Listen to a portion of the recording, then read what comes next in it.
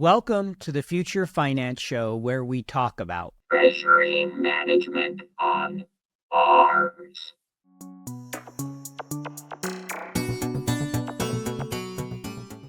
Is there an area you think we would most benefit from being willing to take more risks? Well, I think the biggest area is what we just talked about. It is adopting technology and trying new things, especially. How do you see where we are with generative AI today versus what you see may come in the near future? Gen AI gives you the ability to analyze massive amounts of data. To me, that's the big part. I think the productivity things have already been documented. In a year, it's going to be like a super scientist level, and pretty soon we're going to get to the singularity. It's just going to make our jobs a lot more meaningful and easier to do. So what's the advice you would offer to people today around, generative AI and technology? You'd start learning about Gen AI. Half a dozen or a dozen or more of those folks that are leading the way in thought leadership for accounting and finance in Gen AI. Accounting is not an area where we can tolerate hallucinations in numbers. Technology has always been a fundamental point for accounting and finance. What advice would you give to someone who hasn't even started their accounting career yet? Don't get hung up on the numbers and learn how to communicate. Accounting is the language of business. You can navigate the world a lot better because Future Finance is brought to you by QFlow.ai, the strategic finance platform solving the toughest part of planning and analysis. B2B revenue aligns sales, marketing, and finance seamlessly. Speed up decision-making and lock in accountability with QFlow.ai.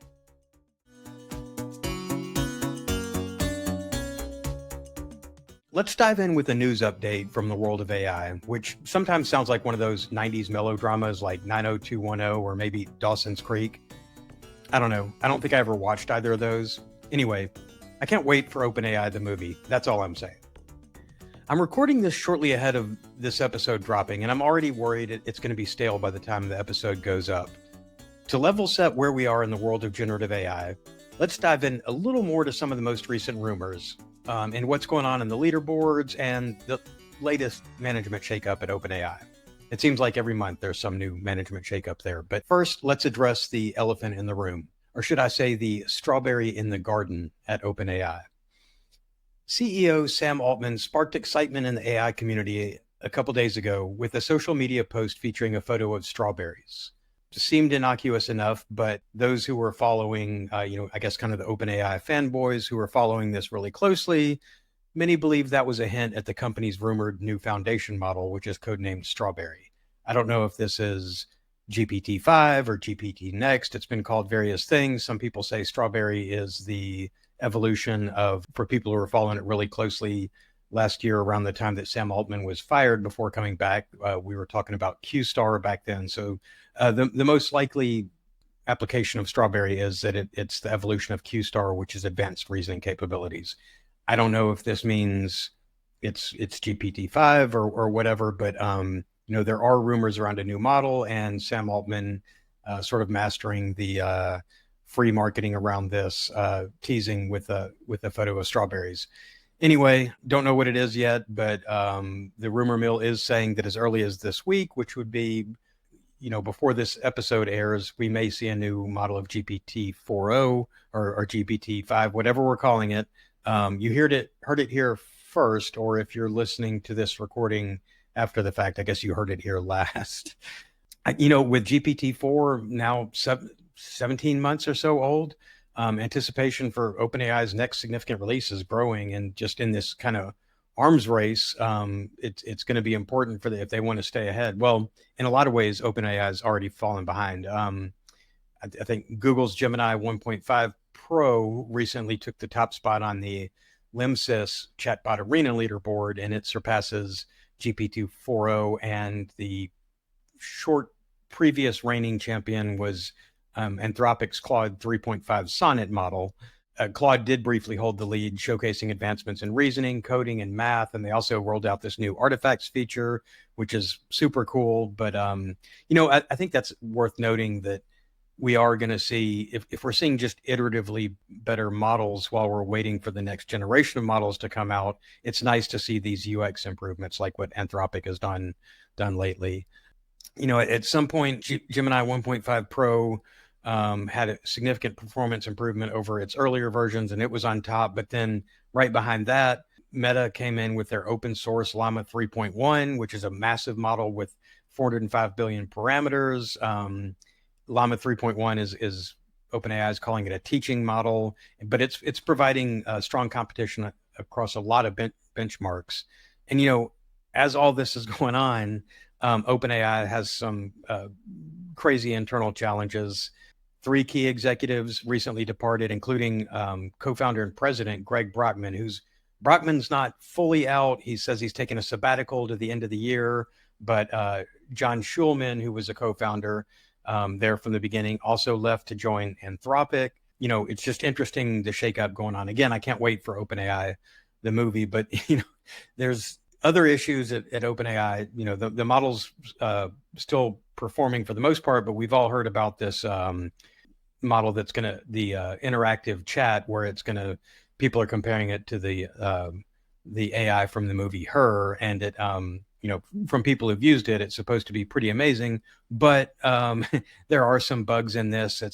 We've heard it mimicking users' voices, generating inappropriate sound effects. I guess it's mimicking users' voice in noisy environments, like when speaking in a car, and it's just an odd voice cloning that comes out of the model not being able to process speech when it doesn't hear it really well. In more humorous, it's a feature, not a bug news. GPT-4o occasionally generated, inappropriate sound effects such as erotic moans or violent screams when prompted in specific ways. These quirks raise significant concerns, leading OpenAI to have to implement mitigations. And we hear about this all the time. Some frontier model rolls out some new thing, they find bugs, they have to roll it back and fix it. And as OpenAI navigates these challenges between the management and bugs and sort of getting beat up in the leaderboard, it's going to be really interesting to see what happens from them. I mean, Mira Murati, the CTO from OpenAI, said months ago that, while we were initially thinking GPT-5 was going to come at the end of 24, now she pushed it back to late 25, early 26.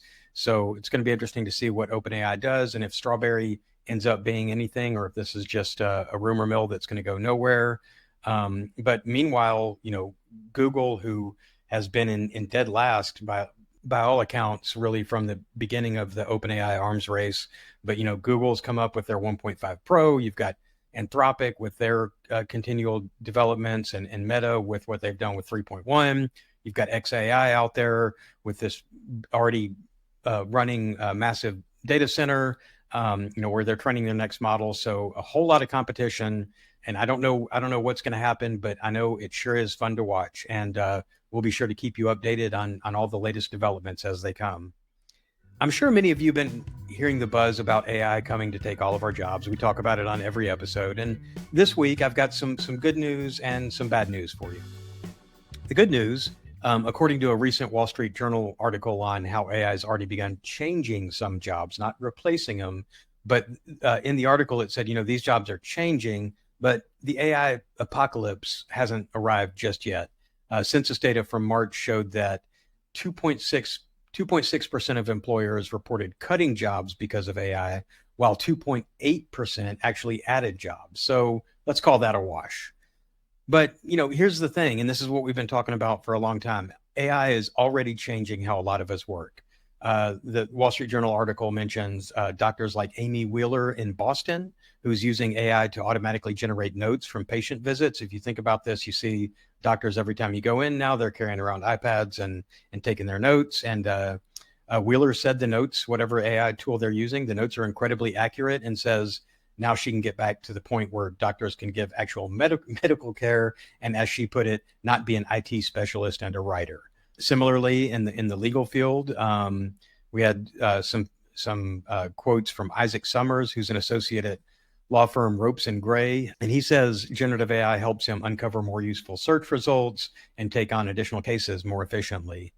Shannon Capone, also at Ropes and Gray, said that the technology is helping jumpstart junior associates into higher quality work quicker, which if you think, one of the powers of generative AI of being able to go beyond semantic search and have contextual search and be able to help lawyers in their jobs. Similarly, in marketing, principal product marketing manager in tech, Dan Bettinger, says that he's saving at least an hour a day through the use of AI for tasks like crafting copy, building outlines, and pressure testing his work. So, we are seeing every day, and I talk to finance people all the time that are finding ways to streamline their jobs. And I think that this is what we're going to see, maybe more than the sort of top-down push of management asking their employees to use AI. If you put the generative AI tools in the hands of your employees with all the guidelines and policies in place, they're finding ways to get more efficient at their jobs.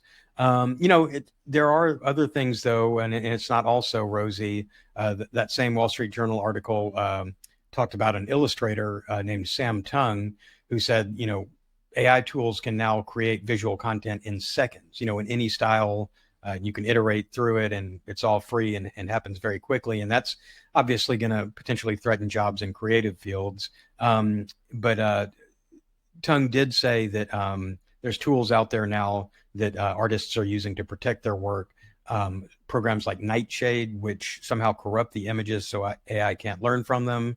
And, other tools out there to try to combat against AI sort of taking this content and training on it. So it's an interesting time. I mean, we see people are using AI tools. We see kind of a wash in jobs created and jobs lost from AI. So we'll see as it continues to evolve. AI may not be eliminating jobs en masse just yet, but it's definitely shaking up how we work. As Keith Ferrazzi, CEO of Ferrazzi Greenlight, put it in the article, roles are being reconfigured with an AI partner to help businesses and employees work better and more efficiently. And to me, it sounds like we all better buddy up and partner with our new robot co-workers. On to the episode. This week, we've got Tom Hood.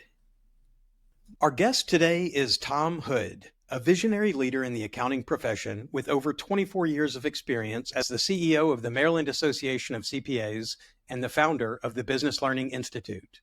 Currently, Tom serves as the EVP of Business Engagement and Growth at the Association of International Certified Professional Accountants, the world's largest accounting and finance organization. As a CPA, CGMA, and CITP, Tom brings a unique perspective on the future of accounting and finance and how professionals can thrive in a rapidly changing environment.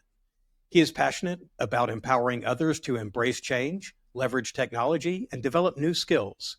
Recognized as one of the most influential people in accounting by Accounting Today and inducted into the Accounting Hall of Fame by CPA Practice Advisor, Tom is also a prolific author, speaker, and social media influencer with over 730,000 followers across various platforms. Tom, thank you so much for coming on the show. Wow, well, Glenn, it's an honor to be here. Yeah, I'd say, I've been on your podcast before, so exciting to turn the tables and have you on here. Tom, you and I have talked a lot through AI CPA and other forums. And one of the things that you and I talk about a lot is accountants and finance people we're by nature, we're very risk averse.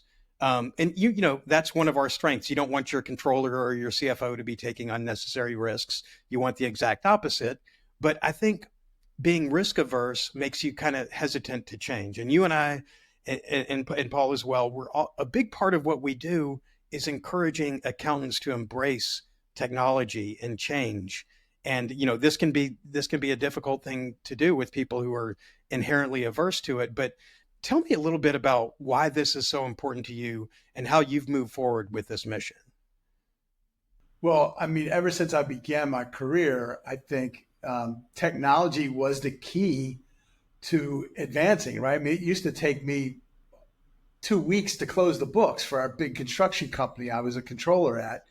And it was just so frustrating, right? And the CEO would come in and go, what's going to happen, this past month? I'm like, I can't even close the books for the month before. And so the point is, technology has always been a fundamental point for accounting and finance, always.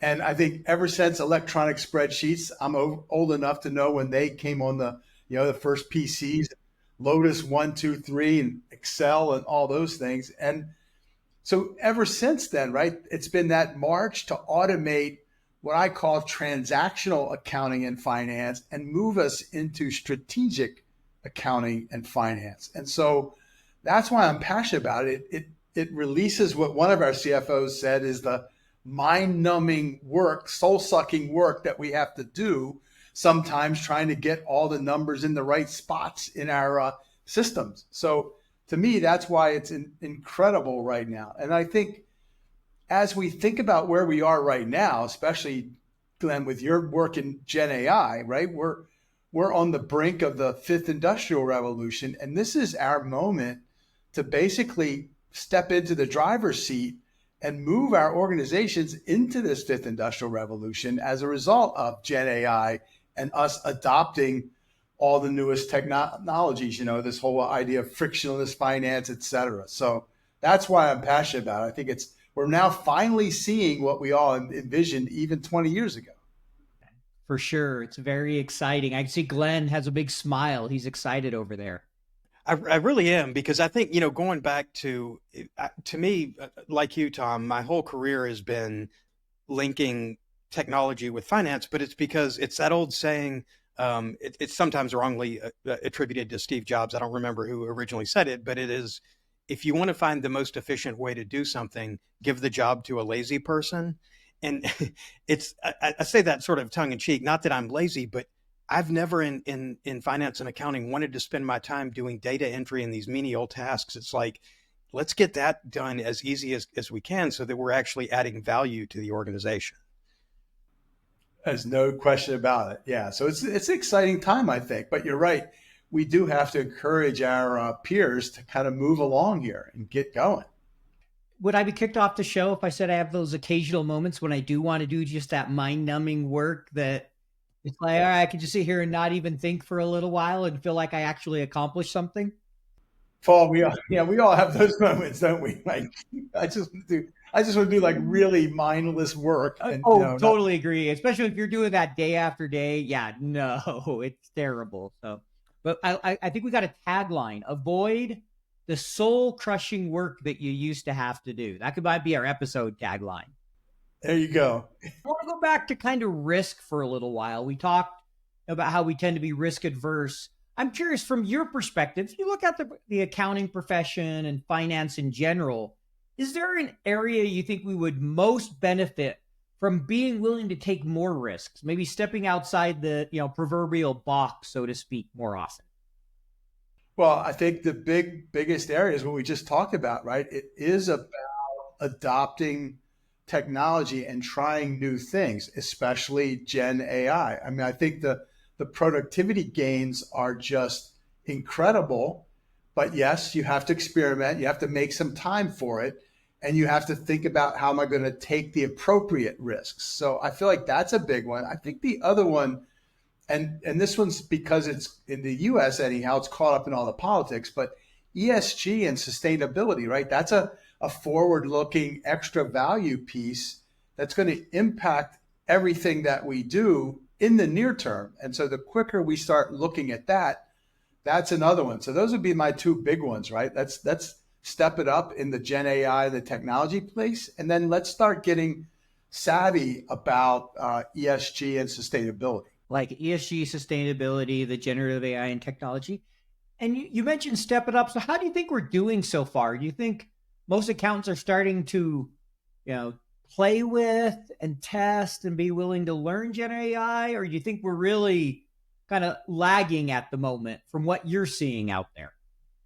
I think, I get mixed signals. Now, again, from my core networks tend to be early adopters. Yep. So, Glenn and you and Don Tomoff and all those folks, they're all on the edge. But when I do polling with some of our bigger groups, I tend to find out that they're just like watching it. So it reminds me of the early days of social media. And of course, I adopted social media way, way, way early on in my career, because for us, it was a way to reach students. But as I started to do a lot of it, I found this whole network of CPAs and CGMAs, accounting and finance pros who were on social media, and all the rest were just like looking at it. So I said, I used to say it's like we look at it like it's a rattlesnake. We like to look at it, but we don't want to touch it. And so I think the deal is, yes, a lot of people are looking at it, Paul, to your point. I think more need to go touch it and begin to play with it, because until you experiment with it, you will never know what the heck it can do. 100% agree. I mean, I'm realizing that just myself. I've only experimented with the surface. I see all the things Glenn does, and I'm like, I need to find more time to experiment with this more. I could really be accomplishing more than I am. And I still use it almost daily. It's not like I'm not using it, but yeah, it's just get your hands dirty. Yeah, and one of the things that I really see right now, and I understand why some people are kind of slow with it, because you have concerns about data privacy and hallucinations and all the sort of negative parts of what people see could come out of generative AI. We can't. Accounting is not an area where we can tolerate hallucinations and numbers. We couldn't tolerate it from a traditional employee, and we certainly can't tolerate it from our digital employees. But as you go around and you're talking to people and getting this feedback and what you're seeing being used, how do you see generative AI as it is today? Which some people have said, oh, today it's really just a parlor trick. And I think I've gone on the other side of that. And I say, no, here are some real practical applications, but it's not bulletproof yet. So how do you see where we are with generative AI today versus where we might be in 1 year, 2 year, 5 years out?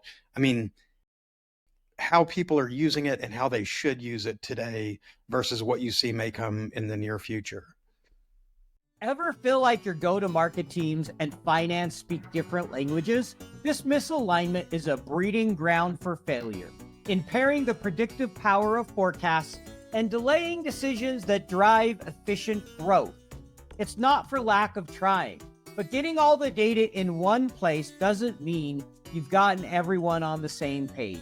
Meet QFlow.ai, the strategic finance platform purpose-built to solve the toughest part of planning and analysis, B2B revenue. QFlow quickly integrates key data from your go-to-market stack and accounting platform, then handles all the data prep and normalization under the hood.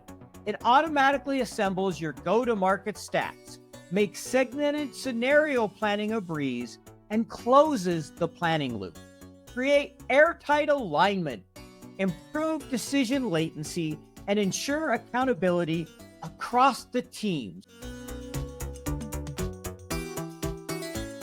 Well, I think two things for any professional, right? So, we're knowledge workers, and so finance and accounting, you're trying to interpret a lot of things. You're getting a lot of data. If you're looking at trends or analyzing, competitors' reports, you're trying to get your if you're doing their public company disclosures, things like that. It's a lot of work. So Gen AI gives you the ability to analyze massive amounts of data and reports, right? English language reports. Think how many white papers come out every day on what's going on in accounting and finance. I use it to summarize those, look that over. And yes, you have to look at it and go, does this make sense? Is there anything there that's glaringly wrong? But the fact is, it does it in a fraction of seconds that would take us hours and hours to read all that stuff. So to me, that's the big part. I think that the productivity things have already been documented. And then the other part, Glenn, I think, as we start thinking about what's going to be in a year, I mean, they're saying like right now, if you think of GPT as your CoPilot, it's going to now be at a PhD level, like an intern. So it used to be, it was like a college intern working with you. That was maybe 6 months ago. And now they're saying the newest version, right, is now at a PhD level. In a year, it's going to be like a super scientist level. And pretty soon we're going to get to the singularity. So it's really, it's hard to start to go, well, what's going to be like in a few years? I think the key is you start using it now, because it's just going to accelerate every time these new things are coming out. And they're coming out like, I don't even know how you keep up on top of it. I can barely do that. But I just think the pace. So think about what happened in COVID. everything sped up by 5 years. In fact, they said e-commerce utilization sped up by 10 years during that period. So you had that acceleration. And then I think ChatGPT, fastest adopted software in the history of mankind. Yep. And that's just continuing that pace. So whatever we're doing, every other trend is kind of moving along those coattails. So I think we just have to be ready to ride these really fast waves of change, because it's just going to make our jobs a lot more meaningful and easier to do. Paul, if you get me and Tom and Don Tomoff together, we're the most. I love that Tom just mentioned the singularity, because I talk about it and people act like I'm talking about a sci-fi moment.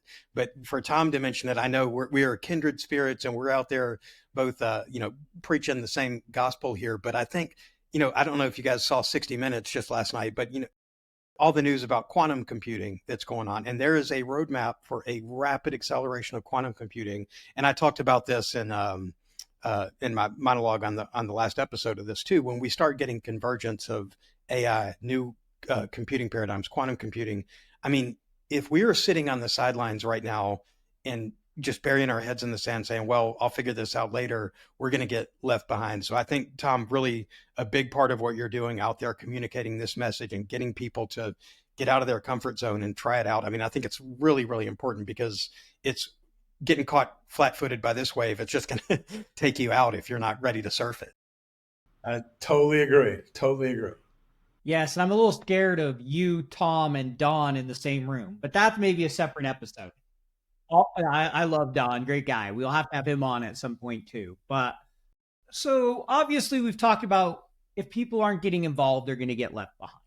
It's a real fear, just like if people who wouldn't adopt the computer or the calculator, at some point they got left behind, but it's just becoming more rapid. I think it's a much quicker risk of being left behind. So what's the advice you would offer to people today around, generative AI and technology? What should the average finance person be doing? Should they be just testing it, taking a course?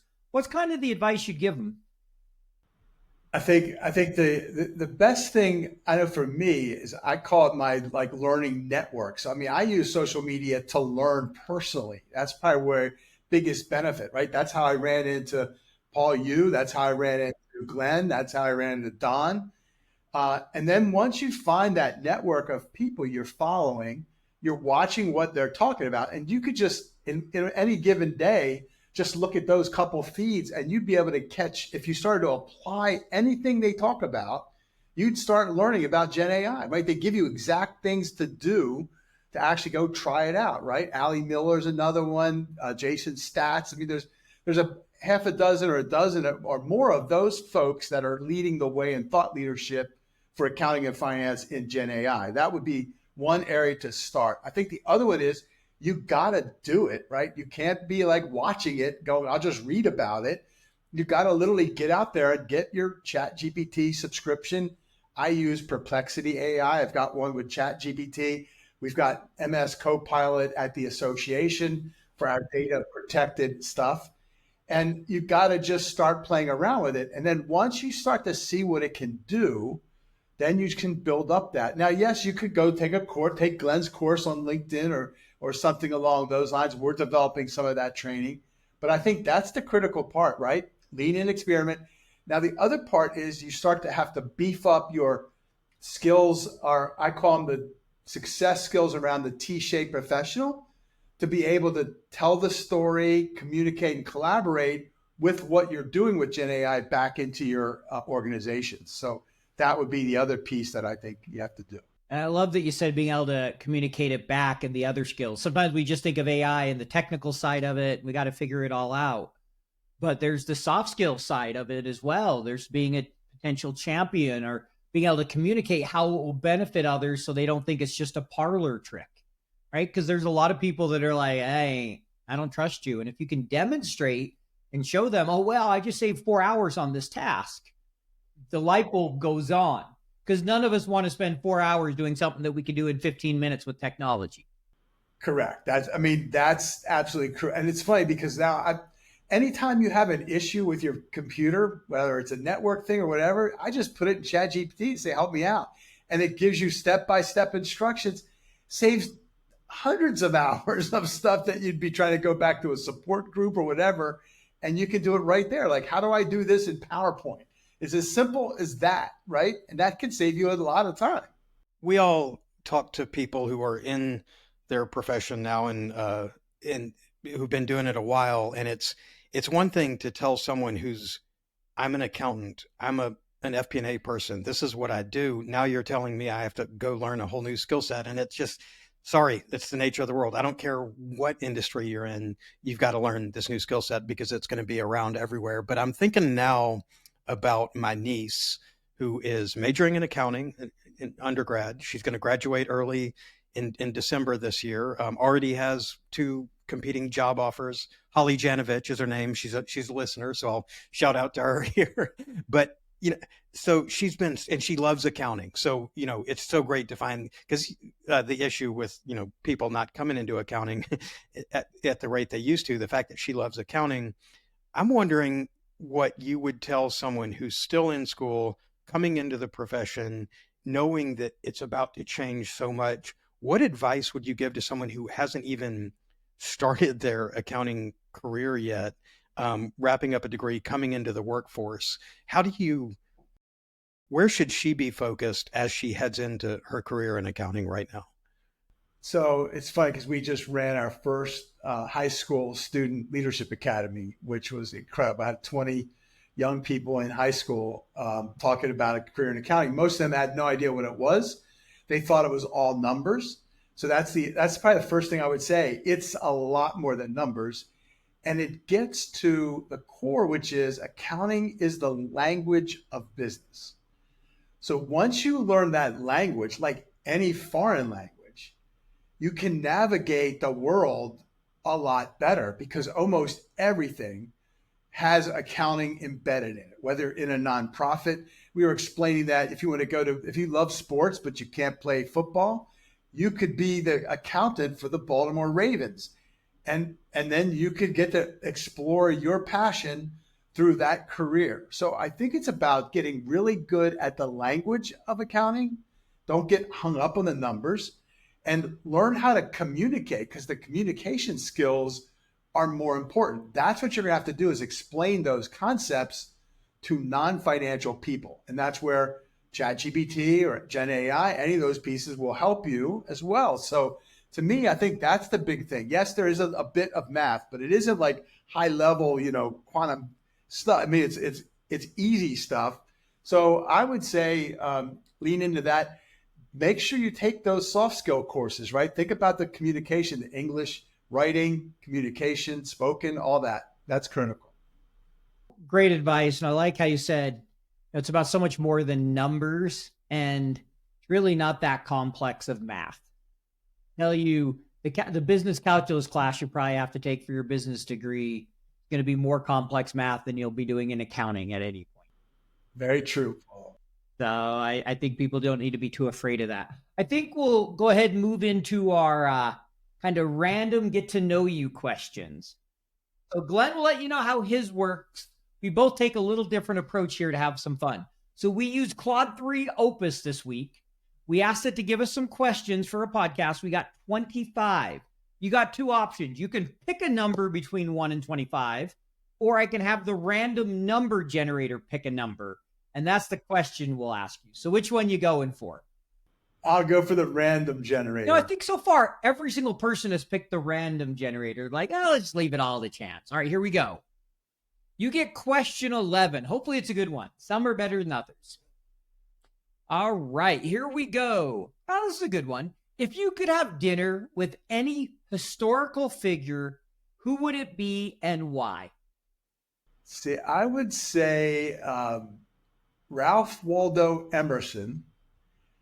I love some of his core writings and the way he thinks.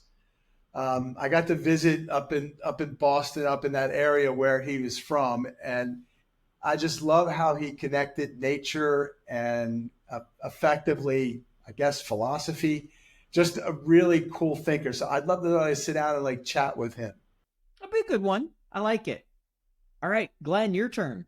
All right. So it's funny, Tom. We've been doing a bake off, but I think as of right now, I haven't tried the new llama model, but I've found that Claude, Claude 3.5 is their latest, but the one that's best at writing is Claude 3 Opus. And I think it does come up with the better questions. And so what I do is I generate the questions before the show so we don't have to panic and worry about some kind of cloud strike outage or something while we're doing the episode. So, and then instead of doing the random number, I just ask Claude to come back and give me one of the ones that's already picked.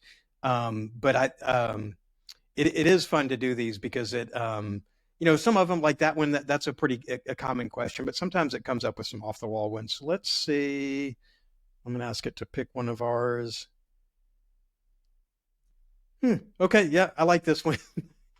So, all right. What is your favorite music genre, and do you play any instruments? So unfortunately, I don't play any instruments. I used to play trumpet in middle school, which was a lot of fun.